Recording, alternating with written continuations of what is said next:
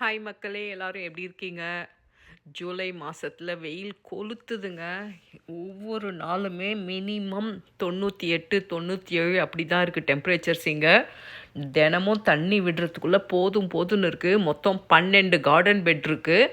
அந்த 12 கார்டன் பெட்டுக்கும் தண்ணி விடுறதுக்குள்ளே எனக்கு வேர்த்து கொட்டிடுது. இத்தனைக்கும் சாயங்காலமாக தான் போய் தண்ணி விடுறேன். சாயங்காலம் ஒரு 7 மணிக்கு மேலே கூட டெம்பரேச்சர்ஸ் பார்த்திங்கன்னா 88 டிகிரி 85 டிகிரி அந்த மாதிரி தான் இருக்குது. ஸோ தக்காளி எல்லாம் ரொம்ப நல்லா காய்ச்சிட்ருக்கு. நல்லா பெரிய பெரிய பழமாக தான் இருக்குது. இந்த வருஷம் மொத்தம் 3 வெரைட்டி தக்காளி நட்டிருக்கேங்க. இந்த 3 வெரைட்டியுமே இதுதான் ஃபஸ்ட்டு தடவை. வருஷம் எப்போவுமே ஒரு வெரைட்டியோ 2 வெரைட்டியோ புதுசாக சீட்ஸ் வாங்கி அதை ட்ரை பண்ணுறது பழக்கம். மெயினாக எதுக்காக அப்படி பண்ணுறேன்னா, நம்மளோட கிளைமேட் நம்மளுக்கு ரொம்ப வெயில் வரும், அதே சமயத்தில் ஈரப்பதம் ரொம்ப ஜாஸ்தியாக இருக்கும். ஸோ சில இடத்துல பார்த்திங்கன்னா ரொம்ப வெயில் வரும், ஆனால் கிளைமேட் ரொம்ப ட்ரையாக இருக்கும். நம்மளது ரொம்ப ஈரப்பதம் ப்ளஸ் ஹீட் ரெண்டுமே இருக்கிறதுனால நம்மளோட கிளைமேட்டுக்கு எது நல்லா வரும் அப்படின்னு நம்ம கட்டாயம் கண்டுபிடிச்சி அந்த வெரைட்டியை நம்ம நோட் பண்ணி வச்சுக்கிட்டோன்னா எப்போவுமே நீங்கள் சேஃபாக அந்த வெரைட்டி தக்காளியை போட்டிங்கன்னா உங்களுக்கு நல்லா வரும். ஸோ இந்த வருஷம் நான் ட்ரை பண்ண தக்காளி 3 வெரைட்டியில் 2 வெரைட்டி நல்லா தான் வந்திருக்கு. ஒரு வெரைட்டி மட்டும் லேசாக கிராக் விடுது. இப்போ பார்த்தீங்கன்னா இதில் நிறைய எறும்பு இருக்குது. அந்த கிராக்லெல்லாம் எறும்பு போயிட்டு ஃப்ரீஸ் பண்ணியெல்லாம் யூஸ் பண்ண முடியாது. இந்த வெரைட்டி, இது 3வது வெரைட்டி, நல்ல பிங்க் கலரில் நல்ல சூப்பராக இருக்கும் இது டேஸ்ட்டு. நான் கட் பண்ணி சாப்பிட்டு பார்த்தேன் ஃப்ரெஷ்ஷாகவே. நல்ல இனிப்பு தெரிகிற மாதிரி இருக்குது. என் பொண்ணு பொதுவாக தக்காளியை ஸ்லைஸ் பண்ணி அதில் லேசாக உப்பு தூவி சாப்பிடுவா. அது அவளுக்கு ரொம்ப பிடிக்கும் அந்த மாதிரி சாப்பிட்றது. அதனால் அவளுக்காக இந்த வருஷம் நல்ல பெரிய பெரிய தக்காளி வர மாதிரியான வெரைட்டிஸாக சூஸ் பண்ணி நட்டு வச்சேன். நல்லாவே வந்திருக்கு எல்லாமே. என்னென்னா தண்ணி விட தான் முடியல. தினமும் தண்ணி விடுறதுக்கு எனக்கு இந்த கார்டன் பெட்ஸ் மொத்தத்துக்கும் தண்ணி விடுறதுக்கு ஒரு 1.5 மணி நேரம் ஆகுது. தண்ணி விடுறது ஒரு கஷ்டம் வெயிலில் அப்படின்னா, வாட்டர் பில்லை நினச்சி இன்னொரு கஷ்டம்.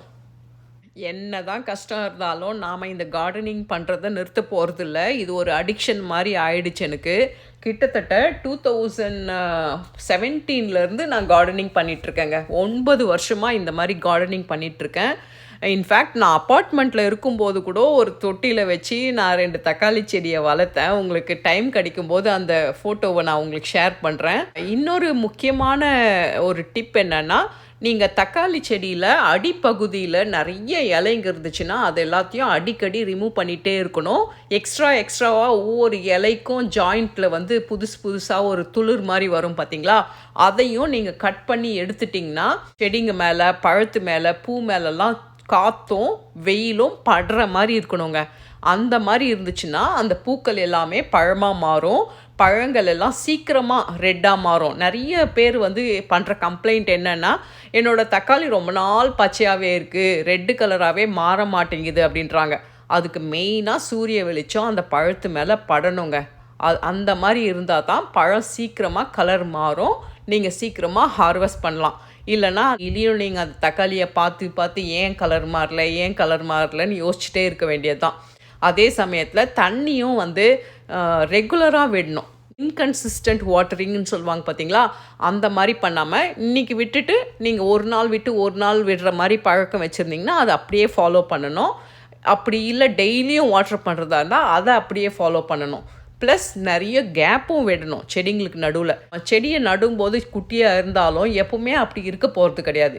செடி பெருசாகும். ஸோ அதை மைண்டில் வச்சுட்டு நல்ல ஒரு செடிக்கும் இன்னொரு செடிக்கும் நடுவில் மினிமம் ஒரு 1.5 அடி 2 அடி கேப் இருக்கிற மாதிரி நட்டிங்கன்னா உங்களுக்கு சூப்பரான தக்காளி அறுவடை வருங்க.